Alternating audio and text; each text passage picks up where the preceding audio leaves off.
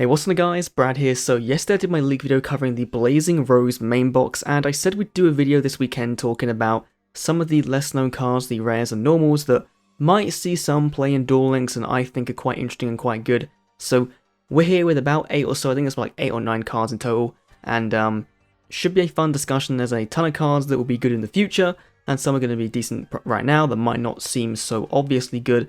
So let's take a look at them and let me know your thoughts on what kind of cards you think are good in this set that I may have missed, or some I may have covered that you might think have extra uses. Let me know down below and let's get into it. So first up we have ALOOF Lupine, a decently statted level 4 monster with 1700 attack and 300 defense. This card came out in the TCG and Savage Strike, so around January, so it's a pretty new card, and is a very good starter card for the METAPHYS deck, which we have in Duel Links right now, and it's probably the only reason for its inclusion in this set in all honesty. When it's normal summoned, you banish one monster in your hand, then one in your deck of the same type, and since METAPHYS are all worm types, you then get to just go with that.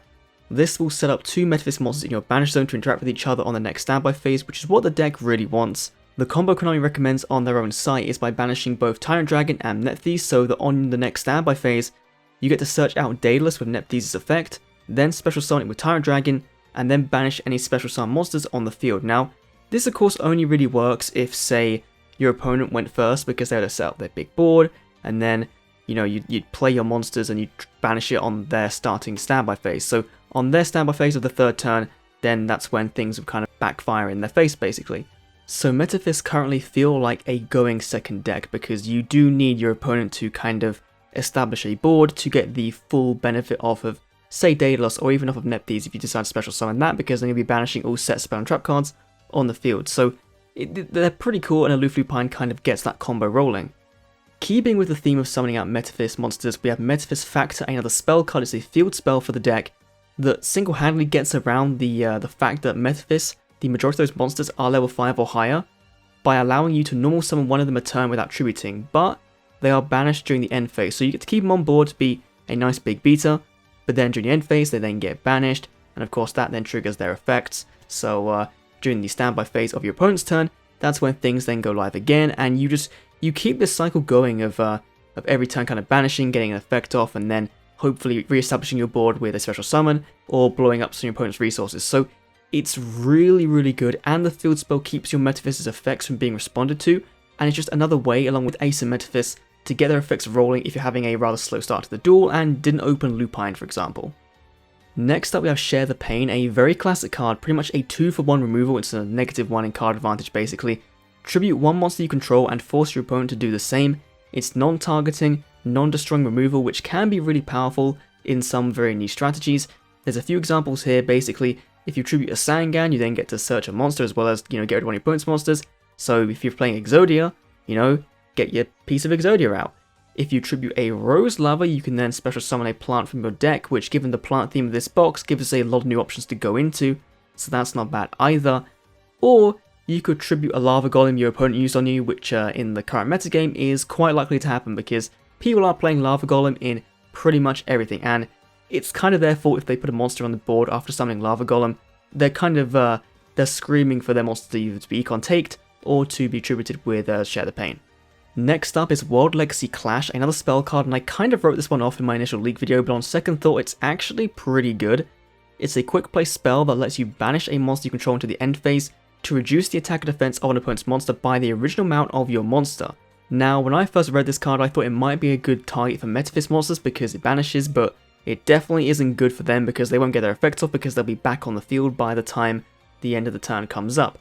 But the best part about this card is the reduction seems to be permanent, so not only do you potentially take less or 0 damage that turn if you tribute a monster with higher attack points, but they're also vulnerable for when your monster comes back.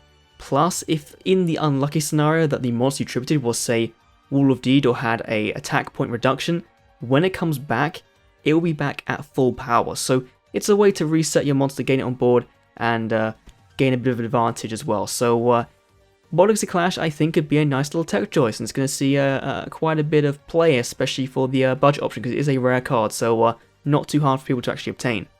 Next up is Snapdragon, and as soon as I saw this, I knew it would be a fun card for budget players to use with their Elementary Neo strategies. So when this card is sent to the graveyard, you get to banish one random card from your opponent's hand until the end of the turn. The fact it's random is a little bit of a letdown, though I imagine getting immediate knowledge of your opponent's entire hand would be a little bit crazy for just using it as a Neos fusion target to summon up Brave Neos, but it still means one less card you need to worry about in case for some reason your opponent is running, say, Sphere Karibo and you want to go for some big damage that turn, so it reduces your odds of your attack being stopped basically, so there's no real downside to using it. Then we have World Legacy Guard Dragon Mardark, and this one is a weird one because as it stands it really has no good targets for the main part of its effective Duel Links, and it's unlikely we'll ever see some of the cards it's intended to be used with come to the game, but it's a card I really like just because it might be a good trollish card to run in vanilla based strategies. I'm looking at you, Ojamas. Mardark is a level 9 dragon with 2600 attack and 3000 defense, which reduces your opponent's monster's attack and defense values by 500 for each dragon you control, so on summon that's immediately putting Mardark at an advantage against bigger boys like Blue Eyes and Ancient Gears. You can special summon it from your hand by banishing 2 normal monsters from your hand or graveyard, which means it could be pretty nice to say splash into Ojamas, or late game Blue Eyes once you've wasted all those Silver's Cry since Dragon's Spirit is also a normal in the graveyard. When it's destroyed you can search out a level 9 from your graveyard, but it has to have a different type or attribute than this card, so in the TCG this is used to get things like Nightmare Incarnation Italy or Deus Ex Crawler, which the latter is actually available in this game in the same set. That second effect I don't see being played in Duel Links for a good long time, but we'll just have to wait and see on that part. Next up, the card I'm going to talk about the most, White Rose Dragon, because Konami couldn't give us Red Rose Dragon or any of the other newer Black Rose support cards aside from Dark Rose Fairy, we're left with White Rose, which is pretty good honestly.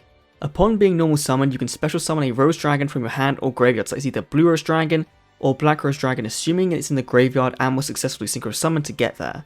But it can also special summon itself out if there is a dragon or plant type tuner on board, and if it's sent to the graveyard for a synchro summon, you can send a level 4 or higher plant from your deck to the graveyard. This is of course good for one of two things, either A, with the use of Miracle Fertilizer to on subsequent turns special summon a high level plant from the graveyard, or to use with Blue Rose Dragon that you special summoned earlier with its normal summon effect, because Blue Rose lets you special summon a Black Rose Dragon or plant type in your graveyard when it's destroyed. In an ideal world, Konami would have given us a Red Rose Dragon, which being a level 3 tuner would have meant that White Rose Dragon was an immediate 1 card Black Rose. If we had it, the play would look something like this. So you'd normal summon White Rose Dragon, then use its effect to special summon Red Rose Dragon from the hand, or alternatively have Red Rose on board and special summon White Rose with its own effect. Then use the 2 to synchro summon into Black Rose Dragon. This would then trigger Red Rose's effect to special summon Blue Rose Dragon from hand or deck. Then you proceed to nuke the board with Black Rose Dragon's on summon effect, and then because you destroy Blue Rose Dragon, you could then bring back the Black Rose you just destroyed and have a wide open field to attack into for 2400 points of damage. And that's potentially without even using your normal summon for that turn. Though this combo would only work if Duel Links had Black Rose's on summon effect as a Chainlink 1 and then Red Rose's synchro material effect as Chainlink 2 or higher, which in Duel Links you can't control for some weird reason, so it just depends on how they implement it into the game. So despite White Rose Dragon being pretty useful right now for Black Rose Dragon, with future support that we will most likely see come to Duel Links at some point since it was released in the Legendary Duelist sets, and we have a precedent for the very good majority of those cards that first appeared in those sets making their way over, it could get really good and open up even deeper and more intricate plays than the one I just mentioned. Finally, we have Des Lakuda. Is this card going to break Duel Links? No, not at all, but it could make for some really cheesy stall decks, which I know everyone loves, or help to assist a version of Exodia decks that focus on the slow grind game rather than turboing through your deck as quickly as possible. When it's flip summoned, you get to draw 1 card, and you can then reflip it face down during that same turn, slowly drawing you through your deck until you reach those Exodia pieces, or a Lava Golem if you're so inclined to be an absolute tilter on the ladder. There are a lot of other cards similar to this in this set that allow you to reflip themselves face down. Things like Golem Sentry is one that acts as a compulsive evacuation device, bouncing a monster your opponent controls to their hand, which might also see play in certain stall variants, and could pave the way for the classic Sphinx monsters as well as Exiled Master of the Guard to someday make their way to the game. So that is my list of the interesting cards, to me at least, the interesting standalone kind of cards that are in this new main box. Let me know what you think down below, and whether you think there are other interesting cards in this set. There probably are. I'm sure that over the next couple of weeks we'll be experimenting with these decks, and I do hope to bring out PvP content on this box. I really do want to stress that I'm working on getting that done at some point, and there may be some streams or two over the next couple of weeks, so look forward to those. Thanks for watching, and I'll see you all in the next Duel Links video. See you then. Okay, that's all the time I've got. I gotta get back to playing Legacy of the Duelist on my Nintendo Switch.